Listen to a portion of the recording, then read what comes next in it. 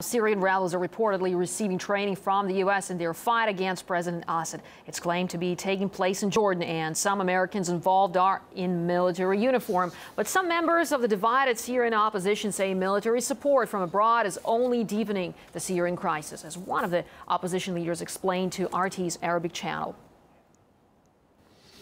I want the opposition to be united. At least we would know who to negotiate with.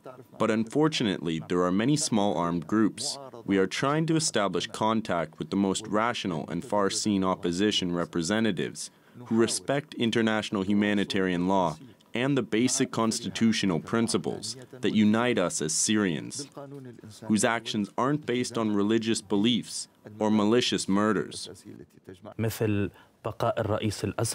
What is your view on the main political problems of the Syrian crisis? For example, the preservation of Assad's presidency, civilian death, and the opposition being supplied with weapons. First, the arms supply should be stopped completely, both for the rebels and for the Syrian army. Second, concerning the presidency, we need time. Syria needs about 10 to 20 years of parliamentarianism to eliminate the idea of destroying one person and the role of the president. So we can see that the majority of Syrians support our program that will redistribute power from the president. Aren't you afraid of clashes with the government, which is going to be formed in Istanbul, and it is considered to control so-called freed districts? We are far from it still.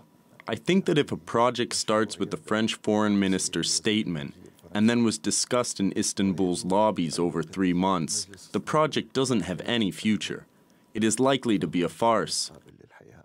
And it'll actually be much better if it is not realized at all, because it won't gain any support or respect. They still don't have a worthy candidate for prime minister. They don't have any political modesty, the correct way of thinking, or political experience.